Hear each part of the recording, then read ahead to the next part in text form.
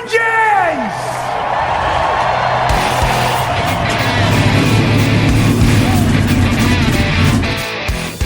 Hit the pace car! What for? Because you hit every other damn thing out there. I want you to be perfect. When I'm driving, I got a guy on the radio who talks to me. You see him, but he talks to me. Well, I wanna be a race car driver. Pretty girls eating from my hand, yeah. Wanna live a life of fun and danger. No sweating working for the man, alright. Well, I wanna be a firefighter. Cool-headed when the heat is on, yeah. Save my baby from the burning building. Take her home and put the sleepless sun, alright. No, he didn't slam you, he didn't bump you, he didn't nudge you, he rubbed you. And rubbing, son, is racing. Hey, race fans, welcome to the Hoobazoo Radio Network, and welcome to Drafting the Circuits. My name is Frank Santoroski. I'll be your host for the next hour as we go over everything racing. Joining me in the studio tonight, I've got Mr. Gray Warren, Mr. Seth Eggert, Mr. Richard Youden. How you guys doing? Terrific. Good. All right, we also have a special guest panelist joining us tonight because we're going to preview the NTT Indycar Series Championship weekend. So I thought I'd bring in a great friend of the show, Christopher Hinchcliffe, author, philosopher, karate instructor, all-around good guy. Christopher, great to have you back in the show. How are you tonight? I'm great, thanks. Thank you very much for having me back. Oh, like I can tell, you're our favorite guest, or you never tell us no, one or the other. So, but it's always a pleasure to have you on the show, and looking forward to having some great conversation. Headlines of the week: another tragic story. Mike Stefanik, the guy who was the king of NASCAR modifieds for years, lost his life in a plane crash at the age of 61. That happened this week. Obviously, all of our thoughts are with Mike's family, his friends, folks he's worked with. Now, Seth, this guy, he's not your average modified guy. He was a beast on the track. You've got some stats. He was. He raced for 30 years from 1984, retired in 2014. He spanned the generational gap between Richie Evans and Jerry Cook to today's Justin Bonsignor and Ryan Preece, who's now running in the Cup Series. 74 wins, the most wins by a modified tour driver in the modern era of the tour, which is 1985 to the present. He is the only driver to win 2 championships in 2 different series in the same year. The K&N East Series, what was then Busch North, and the Modified Series. He did that in 1997 and 1998 before going on to the Truck Series in 99 to earn Rookie of the Year. He didn't stay in the Truck Series for very long. He didn't stay in the Xfinity Series for very long. But he cut his teeth in the Modified Series. He was essentially a gentleman racer, a very polite driver, both on and off the track, but he was fast. He won championships with, I believe, 6 different teams, and that is a total of 9 championships between the 2 series.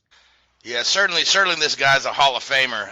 But he has been on the Hall of Fame nominee list for the past 5 years, and he actually just missed making the Hall of Fame this past year.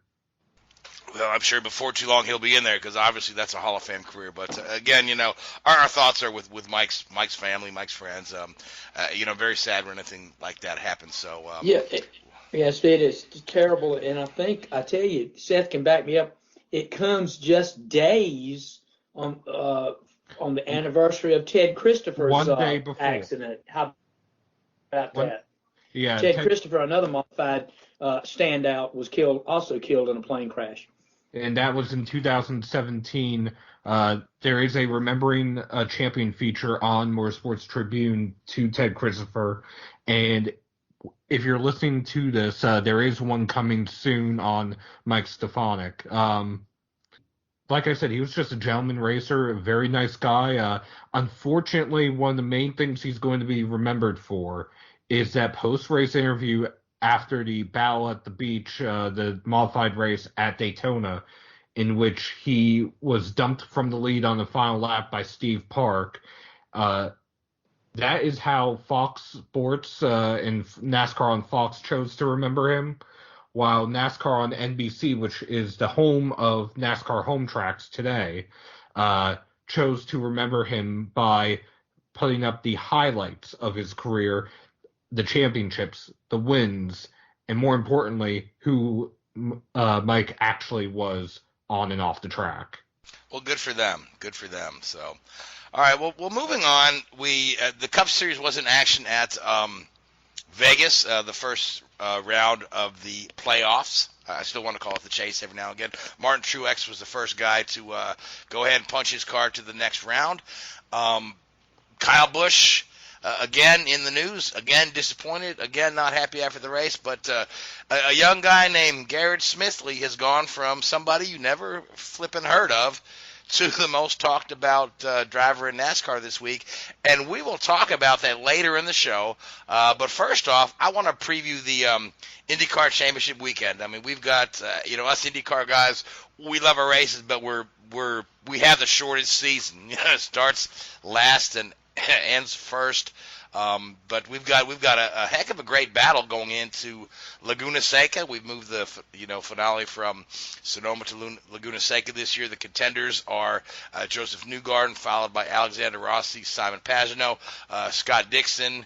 The five-time champion is still mathematically alive, although he's got a pretty tough road to hoe there. So, but before we talk about those guys, Christopher Hinchcliffe, thanks again for joining us. Yeah. I'd like to talk about your brother a little bit, your brother James, because when we get together, we don't talk about James very much for whatever reason, because we have conversations about everything else. But James has had a very interesting season and a very interesting year on and off the track. So I just want to go ahead and kind of run down this little timeline of events that I prepared, and then once I get to the end there. You feel free to just grab a topic that you want to discuss. So, but early in the year, the season didn't get off to a bad start. He had a string of finishes, 6th, 7th, decent finishes, not average, not mediocre, but top end of the field. Wasn't contending for the lead there. We get to Indianapolis. Wrecks the primary car in practice, forces him into the backup car. Forces him into the last row shootout, and of course the most tragic event forces him to cancel his autograph session that you set up with him. Yeah, that was definitely the big tragedy of the weekend. Yeah. So anyway, so James rebounds, starts in the last row, finishes up 11th place. At Indianapolis, people happen to notice the Arrow Electronics decals on the McLaren entry. Now, the McLaren entry then does not make the field, but folks are starting to put two and two together, and they think, is there some sort of a partnership between McLaren and Schmidt-Peterson that is either forthcoming or not? And the rumors are kind of quelched with the fact that Arrow Electronics and McLaren Applied Technology have a business-to-business relationship, which makes perfect sense if you look at the products that both of those companies produce. They work well together. So, but these rumors persist, but they're kind of quickly squelched. We get back to racing. James gets a podium at Iowa. Ericsson gets a podium somewhere in there as well. I think it was at Detroit.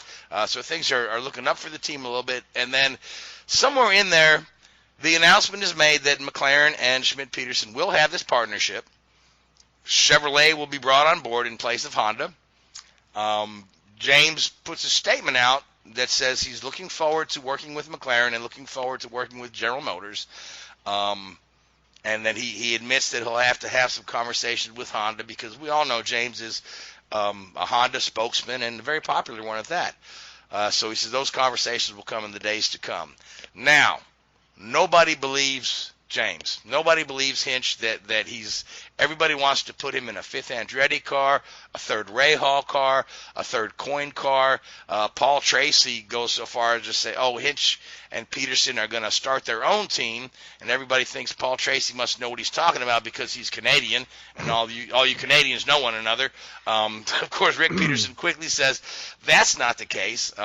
So James really doesn't answer any questions directly. Instead, he prefers to lay low a little because he's got something bigger on his plate, and this is to go off and get married. So he marries the lovely and talented Rebecca Dalton. Has a lovely time with his friends and his family. Gets married and then gets back to the business of racing. In the meantime, Schmidt-Peterson puts out a statement that says, yes, we are retaining James Hinchcliffe in our driver lineup. Again, nobody believes him.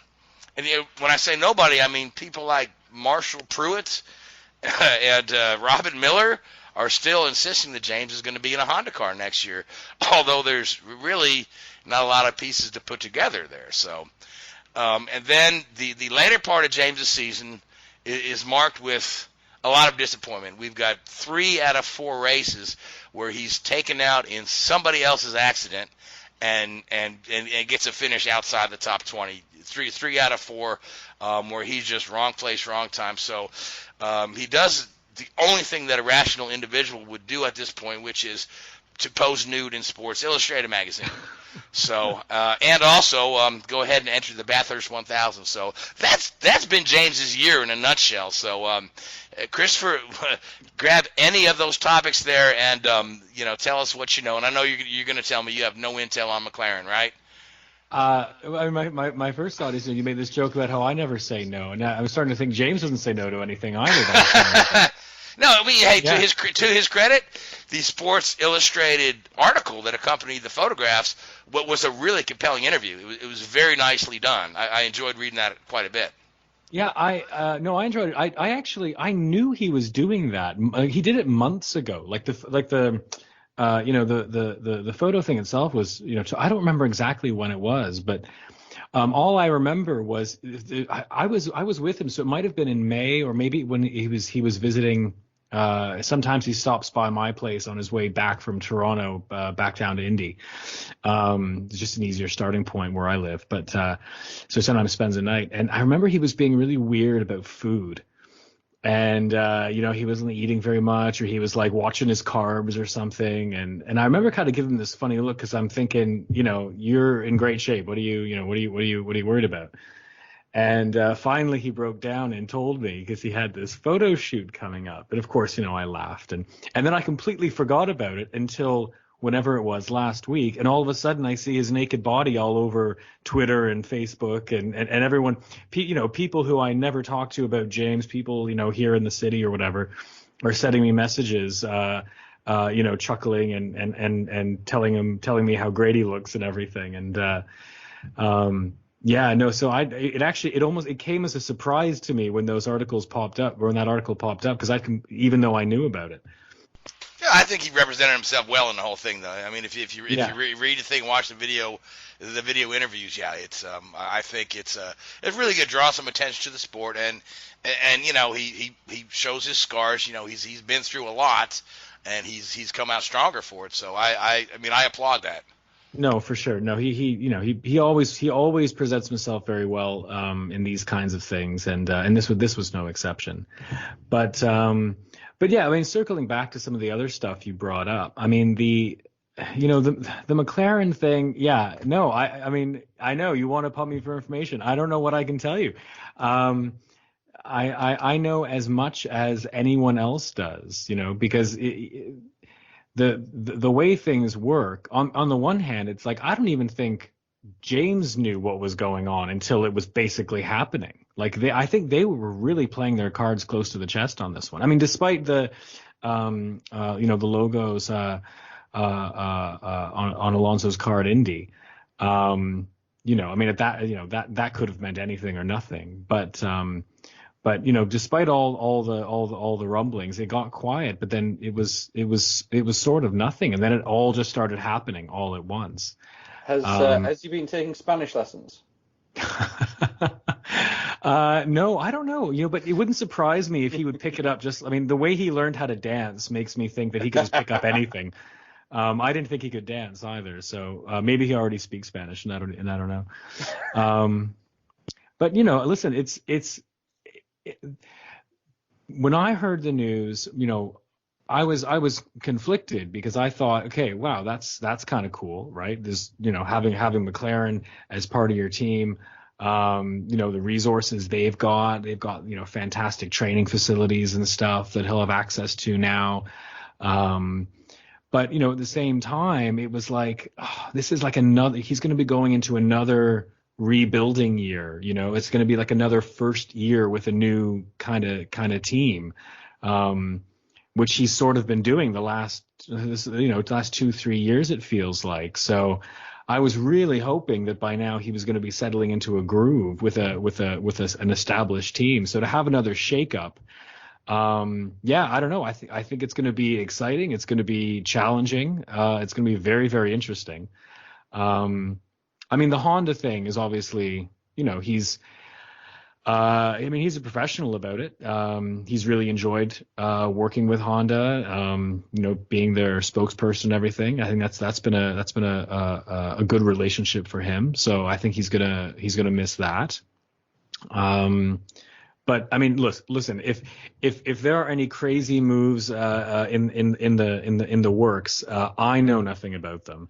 I don't know. This could be a very silly season for James. But as far as I know, everything he said publicly is just the way it is. Yeah, and I don't know why everybody wants to not believe him. You know what I mean? It's like set him stay, because he really hasn't responded kind of very publicly and said, yes, I'm staying. He said that early on, but then he's been pretty quiet about it, and everyone else has been a little quiet about it too. Of course, as a lot of the series talk has gone to the testing of the windscreen that's coming up and the championship battle that's coming up, and those sort of things. So. Yeah, look, anything can happen. I don't think anything's completely, there's nothing stopping some incredible deal changing everything. But as far as I know, it's, and listen, because I've read all the same stuff, right? All the theories about what might happen, and from my perspective, and this is my entirely biased point of view, I think a lot of it comes from people like who feel the same way I do, that like James deserves to be on an established team, with that has its groove already, right? They've been watching him, especially this year. It's been such a frustrating year for him, to get knocked out, no fault of his own, and otherwise, three times good runs. Yeah.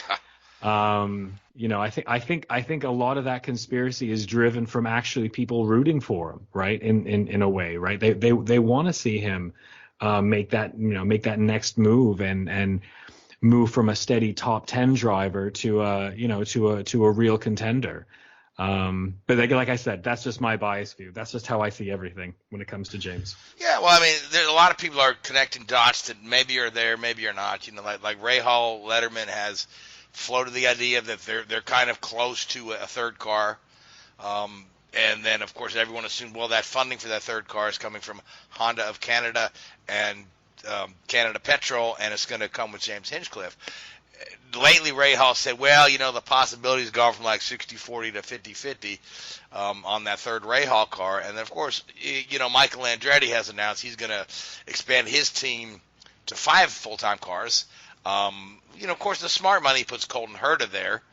But James has worked with Michael before and with a great degree of success. I want to say James won, 3 races his first year with Andretti when he was driving the GoDaddy car. He had a great year. I remember he had a fantastic drive at St. Pete that was reminiscent of some of the drives you see Rossi put on now, where he's just in the zone. So we'll just have to see what happens with James. And I didn't think you'd be giving us any intel. Well, here's the thing. James always jokes with me that he is the last person on the team to know anything. So that means that I am the last person. I will know likely after the rest of the world knows, because I'll be the last one to see it on Twitter. So if James doesn't know, then I don't know, and he's at the end of the line for a lot of these decisions. Yeah, well, hopefully wherever James ends up, which it's to me as the observer, it appears to me he's going to be with Schmidt-Peterson and with McLaren and with Chevrolet. I don't see anything compelling that tells me that anything different is going to happen there. But again, it is a long off season.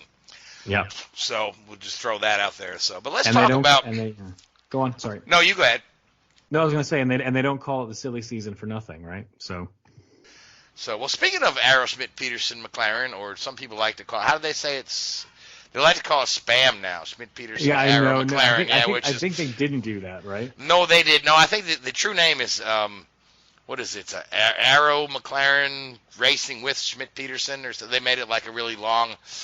It'll take 2 lines on the top of the letterhead on the station. Yeah. So, but let's talk about the teammate, Marcus Ericsson, who's had a decent rookie campaign. I don't know, you know Marcus pretty well. You've got to hang out with him and know him. Yeah. It looks like he may be the odd man out with this whole thing, but there's some other rides available, and I know it didn't help his cause that Alfa Romeo pulled the "Hey, you still work for us" card, and they forced him to miss a race here, fly over to sit on the sideline and watch Kimi Räikkönen race. So, any idea what Marcus is working on for next year, or is he trying to retain that ride at Arrow? I mean, I think he'd love to stay. I honestly think it's still up in the air. I'm not sure anything's been decided on that. Again, a lot of it's going to come down to, how the new team dynamics work and what everyone wants now. Because he was only, he was on his contract was 1 year, right? So he wasn't committed for a second year already. So, but I think if he has a chance to stay, he'd love to stay.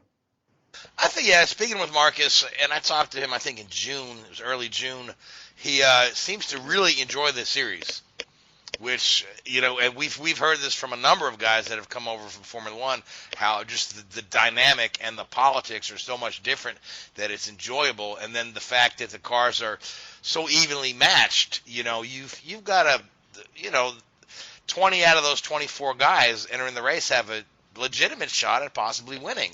So it's a great situation to be in. So I hope Marcus finds something, because I like the guy. He's had a pretty good rookie campaign. Like I say, put up a podium. Yeah, no, and he's been a great teammate too, right? I mean, whether he stays where he is or goes to another team. I mean, any team that gets him, I think, is going to find he's a really valuable addition. He's because not all drivers, even if they're great drivers, are great sort of team members, right? It's about communication. It's about being able to read the car and give feedback to engineers, talk with your teammates and stuff. And he gets that, right? And I think so. I think James has really enjoyed having him as a teammate in that regard. So I think wherever he ends up, if he stays in IndyCar, is going to be he's going to be a welcome addition. Yeah, and this year's rookie crop has been phenomenal. Oh yeah. When you look at Rosenqvist nearly won a race, Colton Herta did win a race. Santino Ferrucci has been really surprising on the ovals. Here's a guy that's coming in with not a lot of oval experience, really surprisingly quick, surprisingly brave, and surprisingly lucky, where he's driven through a couple of incidents here. People keep bringing up the stuff from Formula 2, which I'm sure he regrets. All that, and I think some of that was blown out of proportion, but everything I've seen from this young man tells me that he's come in to IndyCar with the right attitude and the right work ethic, and so it looks like the Rookie of the Year is going to come down between him and Felix. I think whoever finishes higher at Laguna. Yeah, well, I mean, like so many other things in this series, it does. It's going to come down to this last race, right? I mean, if I were to pick a favorite, I think I might have a slight preference for Felix. But Ferrucci's he's done. He's had, as you say, he's had some impressive demonstrations of driving. But how much of that comes down to luck is anyone's guess, I suppose. But I mean, and what was he's got a stat, doesn't he? And up to the last race, he'd driven more laps or something. Was he hadn't he completed the most laps of anybody in the series. Yeah. So he's running at the finish in nearly all the races. I think he had one DNF the whole year. Yeah. So which is It's a pretty amazing stat, too, which means the kid keeps the car clean, despite getting really close to incidents. Again, like I say, some of that was pure luck, and some of that is just skill and good driving. So, but I think he's got a good future with the series. People are wanting to put him in a Penske car already, but I'm really? like, Yeah. oh, yeah, you know how IndyCar fans are. We want to. Whoever we like, they need to be in a Penske car. I'm like, well, Roger likes a little more seasoning on his guys there, but it wouldn't surprise me if the kid drives at the level he is now for 3, maybe 4 more years, wins some races. Roger takes a look at him. I think Roger's pretty happy with the guys he has now. So, and speaking of the guys Roger has now, we've got Roger has 2 of his 3 drivers in contention for the championship. Joseph Newgarden has the easiest road to the title, being the points leader. He needs to finish 5th, and it's over. Nobody else can do anything else about it. Certainly, Joseph is very capable of running 5th. We've seen Joseph be impatient at times.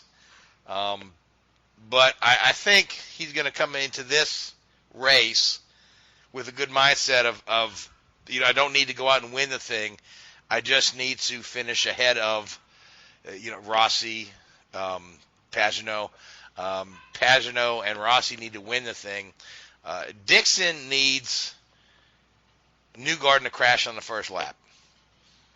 Pretty much. If you look at Dixon's road to the championship, he needs Newgarden to finish either last or next to last, and then Dixon also needs to win. So, literally, the first 2 cars that are eliminated from the race, Dixon will be eliminated from the championship. So, well, listen, we've seen Newgarden spin out on the last corner of the last lap and lose a half a dozen spots. We've seen Dixon crash, fix his car, come back on, 2 laps down and come back to podium. So, anything could happen, but plus when you've got guys like Rossi and Newgarden and Pagenaud, right? if they all qualify up front, right? And say Dixon qualifies in the middle, it wouldn't be crazy to see the 3 of them take each other out early on, just through sheer aggression. That's definitely a possibility if you look at what happened in Pocono and Portland. Yeah, we got guys being very aggressive on lap 1. Right. Yeah. Especially if Ryan Hunter-Reay is anywhere there in the mix to or Takuma to trigger it. So, but let's talk. Like I said, Newgarden's got the easiest road to it. He just needs to be professional, be calm, do what he does, run a good race, and this title is his. The other 2 contenders, being Rossi and Pagenaud, pretty much need to win the race and have Newgarden maybe run into a little trouble, maybe have a slow pit stop. They keep him out of the top 5, right? Maybe a little contact, maybe a little off-track excursion. I don't know. I hate to wish ill on anybody, but or maybe can't find the setup. But Pagenaud and Rossi are both guys that are very capable of dominating a weekend, and we've seen both of them do that on a couple of occasions. So Joseph can't be too comfortable there. And I know you're fairly friendly with Rossi. What's Rossi's mindset going into this thing? Rossi is, he is just one of the hungriest guys, right? And in a field of very hungry guys. Rossi strikes me as the one who, of the ones that I've, met personally and whatever, he's just, the guy thinks of winning like 24/7, right? That's all he thinks about. And I think going into this race, because he knows, right, because he knows he has to win and he has no control over how everyone else does, aside from that, right? He doesn't have to worry about doing the mental math, while he's driving. He just drives to win like he does the rest of the time. But, he wants a championship, right? He's going for the same little milestones that all the other drivers are going for. It's an interesting dynamic, right? Because you've got Pagano, who he had his 500, and now he's kind of got some momentum, I think, behind him. Even though Newgarden's leading, I think Pagano has this kind of, he's got that feeling in his veins, right? That this is his year kind of thing. And then you got Newgarden, who's the defending champ or whatever, and he's chasing it down and feeling the pressure right now. And then you got Rossi, who he just wants it. So I don't know. I think it's gonna be some hard driving. I don't know. Maybe you guys know. I haven't actually looked much into this, since they've been when the last time IndyCar raced there. But what kind of track is this going to be in terms of passing, or is this going to be a qualification kind of race? Well, qualification is going to be very important. Laguna Seca is rather difficult to pass. A lot of these guys don't have data from the track because they haven't run this track in years. I want to say it's 15 years since we've raced at Laguna Seca, and everybody remembers. From what everybody remembers is the pass in the corkscrew. Herta couldn't keep Zanardi behind him. But the race it's going to be similar to what we've seen at Sonoma, where it's going to settle in to be a little processional. Okay. Qualifying is going to be paramount. You're going to want to start up front, and then pit strategy is going to come into it. If you get caught on the yellow, you're dead in the water. So it's not like having the finale on an oval where the lead can change a bunch of times. It's going to be qualifying is going to be a definite premium, and getting some passes on restarts is going to be a premium, because that's the best place to pass on the restarts when the field's bunched up. So, and that's where we can see some fireworks. Now, I think, Penske's got a tiny bit of an advantage because they've been racing at Laguna and IMSA, and, how much of their data from their IMSA team translates to IndyCar. I don't know. Richard could probably answer that better than I can, but I'm sure that the data they have is pretty solid. Richard, what do you think? I think the biggest thing they'll get is sort of tire wear, tire degradation. How the track evolves throughout the day in terms of actual physical setup data.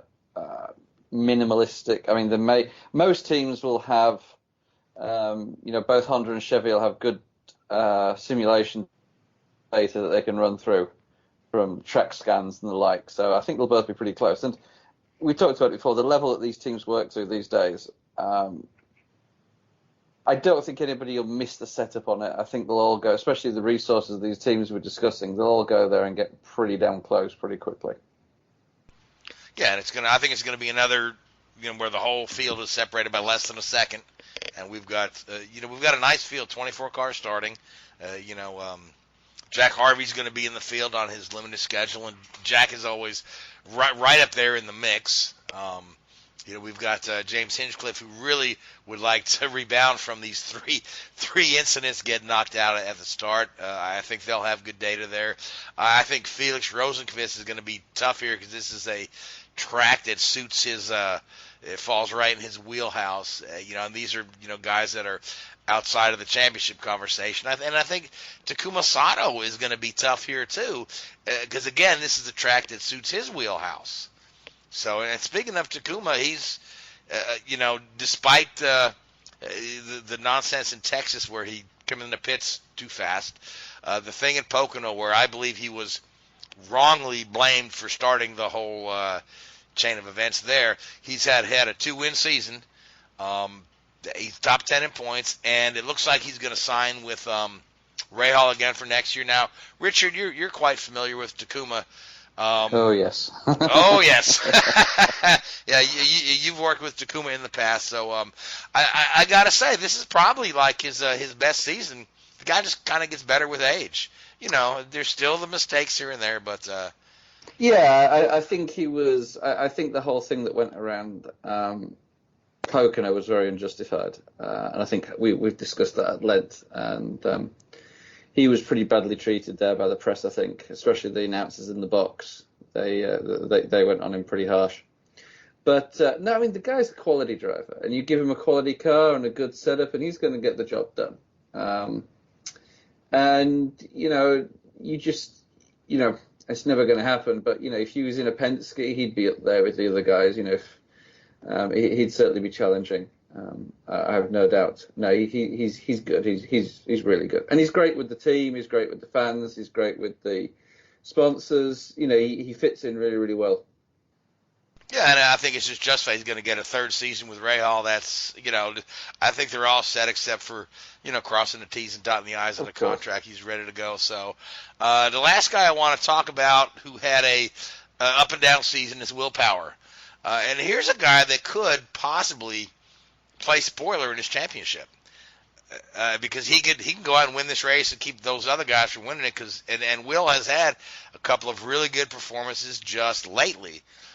He had a slump in the middle of the season. From the beginning of the season.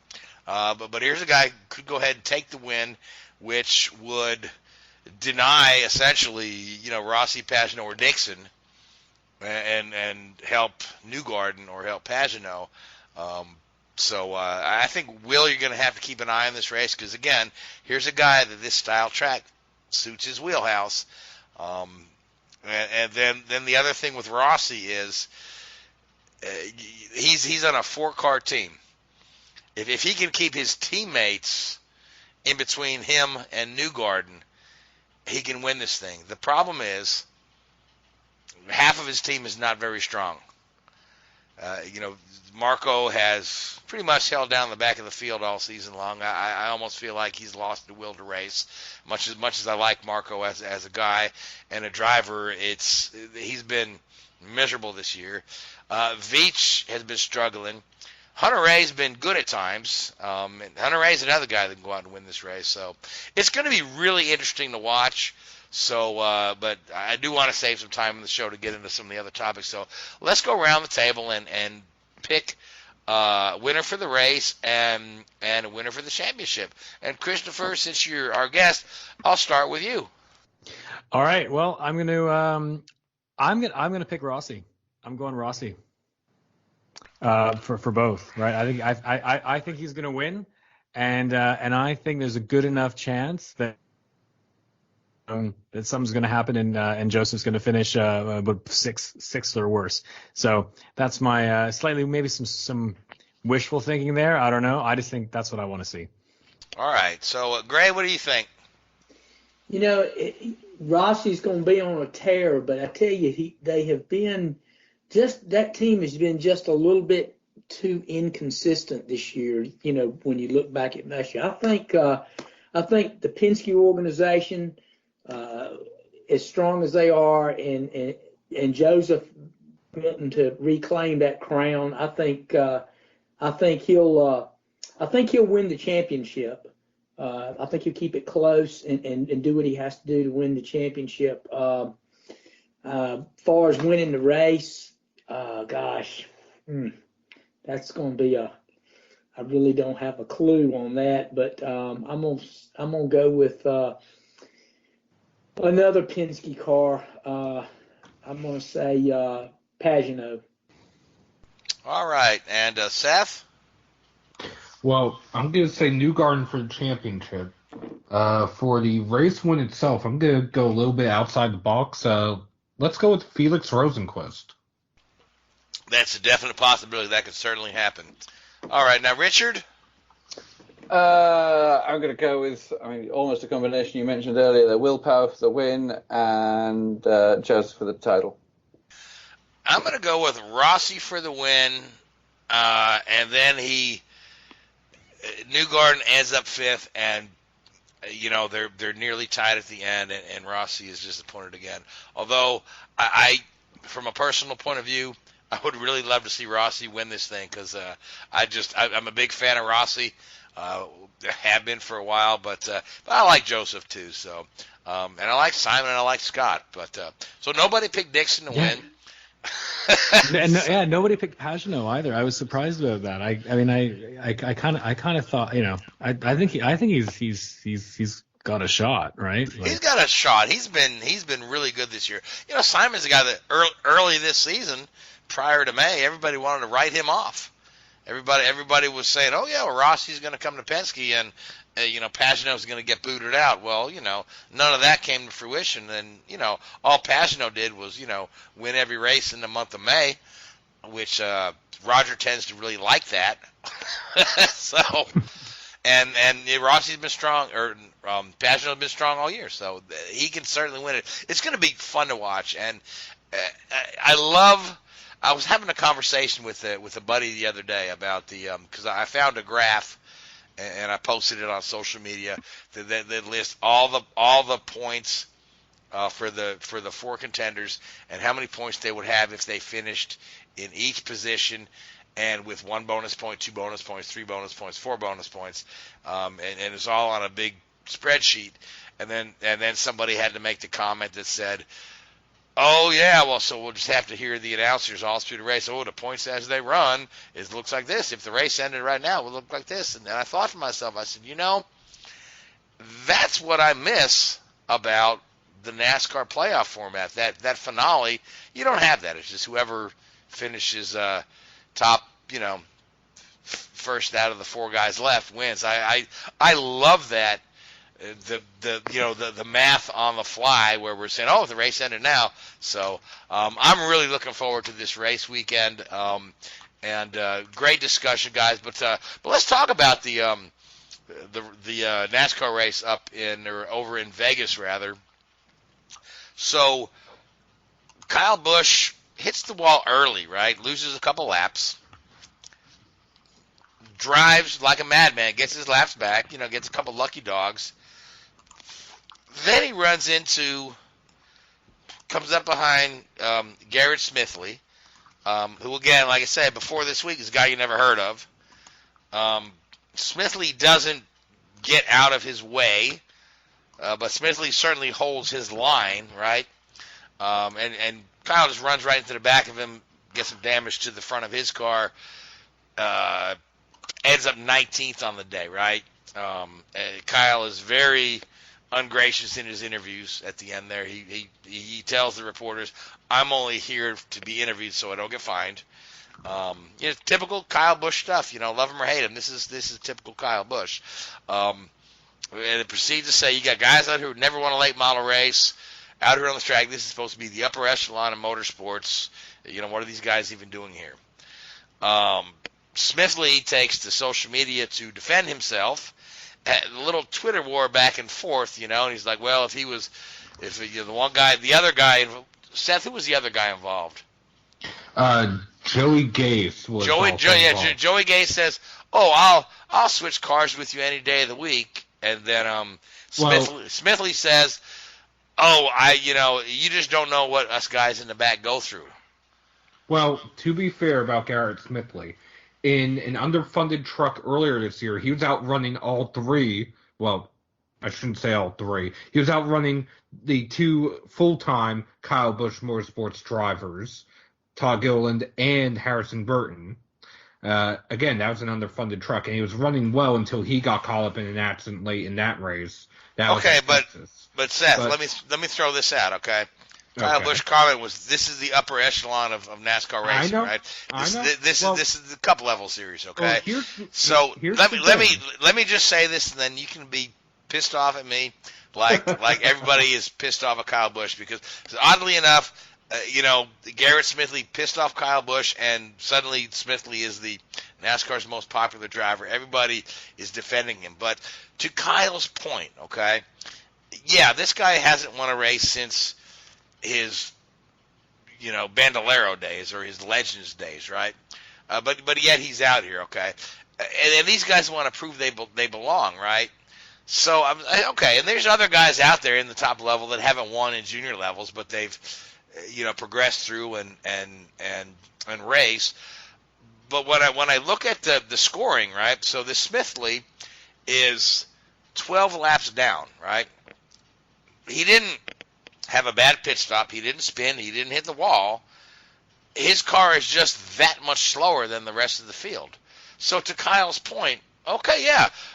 What is this guy doing out here? He shouldn't, he runs into the back of the guy, but then again, 12 laps down, that's slow. The guy's a rolling roadblock. So Seth defend Garrett Smithley. Well, first off, he's making minimum speed. If he was going so slow that it was an issue, NASCAR would not let him continue on the track. That's the first case there. Second, for Garrett Smithley, like you said, there are drivers, one that comes to mind immediately that has not won in NASCAR is Daniel Hemrick, who, it was announced earlier this week, will not be returning to Richard Childress Racing next year. So there are other drivers. Matt Tifft also comes to mind, and Matt Tifft was several laps down. Yet you don't hear Kyle talking about drivers like that. You only hear him talking about the ones in the underfunded rides.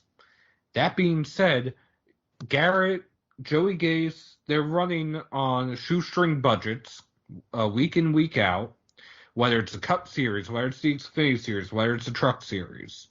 They haven't had a break or been able to make enough money to be able to take a chance on themselves like Ryan Preece has, like Matt DiBenedetto has, like other drivers have. So, in their defense, they are trying their best. And one other thing I do want to mention very clearly. Yes, Kyle Busch was mad that Garrett Smithley did not go high like he was told Garrett Smithley was going to by his spotter. Garrett Smithley's spotter was never spoken to by Kyle Busch's spotter. Kyle Busch's spotter spoke to Garrett's teammate, J.J. Yaley. So how is Smithley supposed to go high to let Kyle by if he's never even told because the spotter spoke to the wrong spotter? Well, there you go. So, Seth, I appreciate your passion on this issue. I really do. Gray, what are your thoughts on this? You've been in this business longer than any of us. Well, Kyle Busch is Kyle Busch, and I mean, he's I've worked with him before. He's going to give you 110% when he's behind that car, and he's disappointed when he doesn't win. He gets fired up and gets mad because he's doing it. And I tell you, we need Kyle Busch in our sport right now because he brings passion and he brings personality to it. You don't always have to like it. You don't always have to agree with it, and he's going to rub people the wrong way. But he is an individual in a sport right now that sorely needs individuals like that. Whether he wears the black hat or what, he's good for the sport, 100%. And he was upset. I mean, he'd come back from 2 laps down and fought to get back on the lead lap, and was trying to get make chicken salad out of chicken what. But he put on a show. He was fun to watch. When he did try to get back his lap, and so yeah, I understand he's upset. I'm not going to put the blame on the other guy for doing it. I mean, he was just riding along and staying in the middle. And some guys will tell you that's the best way to do it. Sometimes just stay where you're at and let the faster cars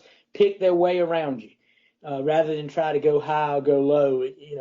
So I'm not going to debate who was wrong there and that kind of thing. So, but yeah, a lot of fans are not going to like what Kyle did, but when you step back from it and look at it, you got to appreciate his passion. Certainly. Well said. Now, so Martin Truex is on to the next round. Very happy in victory lane. Joey Logano had a heck of a race too. It seemed like the daytime to nighttime transition at Vegas, which they haven't done before, kind of the setup of his car was not quite the same. He also got damage. Right. Okay. He was but he had mentioned the transition in the weather though too, or the light to dark. So.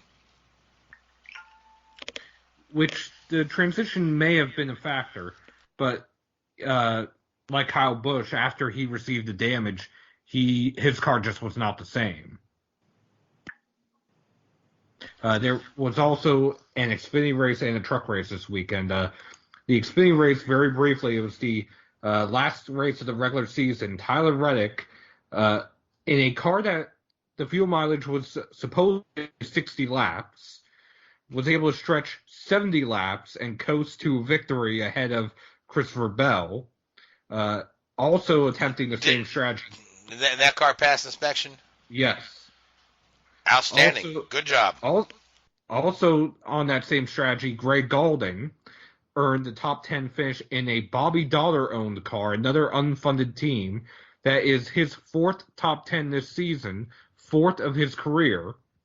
One car was disqualified from the Xfinity race, Ryan Sieg. He finished 14th.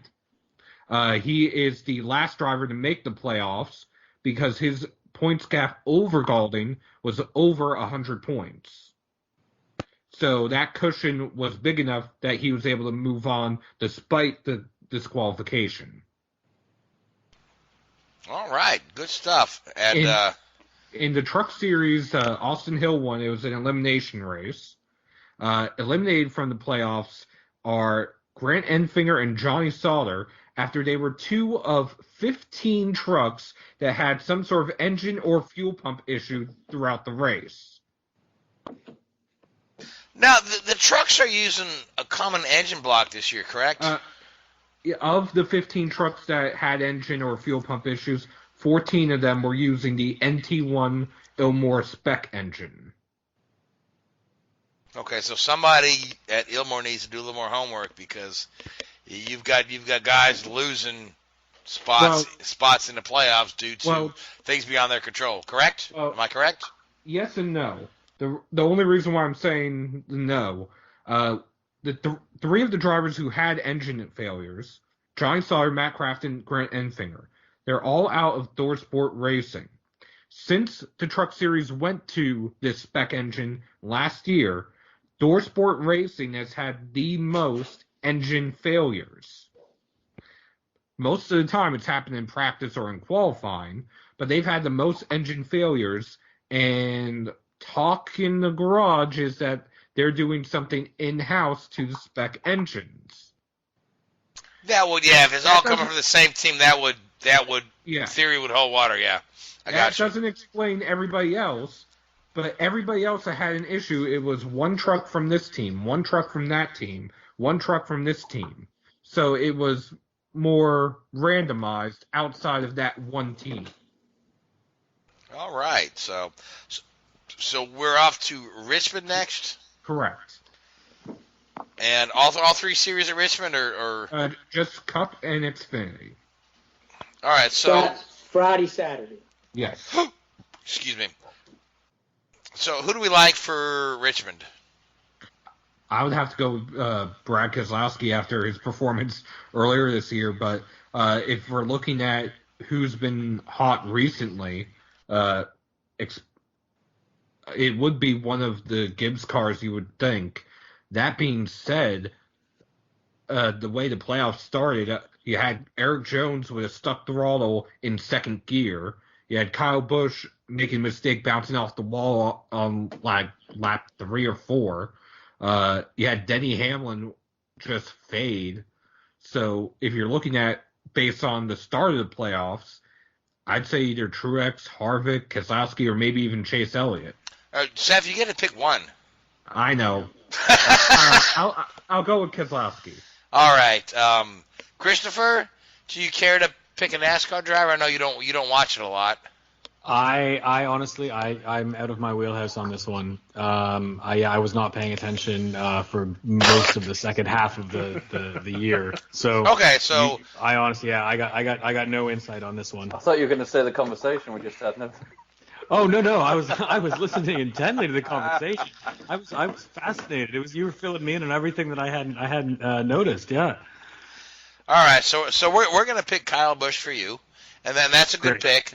That's a good Thank pick. you. So you get Kyle Busch. Now, Gray, you probably wanted Kyle Busch. Now you need to pick somebody else.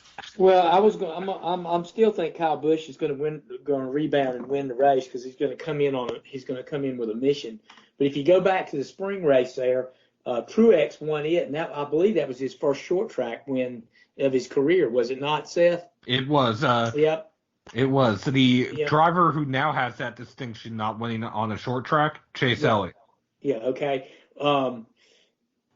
I think Truex will be tough there, but if you remember, Joey Logano was really pressing him there at the end, and I think Logano's gonna have something to say about it too. But I'm gonna go with Hitch there and say Kyle Busch. He's going to rebound and come in Richmond with a vengeance. All right, and Richard? Kevin Harvick. Yeah, that's a good pick. Yeah, Harvick looks good. I'm going to go with Logano. I'm going to go with Joey Logano, just based on the fact that I'll go with Seth's logic that once the IndyCar season ends, the Penske cars come to life in NASCAR. So, even though the IndyCar series isn't quite over, we've got a few minutes left to talk about Formula One. Richard, where are we going to Formula One this week? Singapore, the night race. The night race, the original night race. The original night race, yeah. So not a favorite track of some folks. I do enjoy watching it just because of the visuals, yeah. But you can get some good races there every now and again, depending on how it all stacks up. But it's a bit like Monaco in a way. Watching from going beyond the armchair fan, for want of a better word, to the enthusiast, just to see these guys in the cars driving on the limit around Singapore is pretty damn impressive, really. So they've added a third DRS zone, I believe, to the track. So, again, to try and encourage passing and encourage overtaking there. And who knows if that'll work, but should be a good race. You're probably not going to see a Ferrari win. As we've seen in the last 2 weekends, this track probably doesn't suit their car as much as it would suit the Mercedes and the Red Bulls. And I personally, I think that Verstappen's going to be up there in the Red Bull. I think he could certainly be pushing the two Mercedes quite closely. Yeah, you kind of read my mind there. I was thinking this is a track that suits Red Bull well because they've always been more of a handling than a horsepower. So I think of the remaining races, I think they're going to be targeting Singapore and Mexico quite closely. Certainly so. All right, and the championship battle is Lewis. So I think that the backstory to all this is, of course, the dynamics we're seeing at Ferrari between Leclerc and Vettel. Obviously, Leclerc's got his 2 wins so far this season to Seb's 0, which is pretty telling. You could quite clearly say that Vettel should have won Canada, and you can also say that Charles should have won Bahrain and maybe even Azerbaijan as well. So Charles had a pretty good run. And we talked about this before with Seb.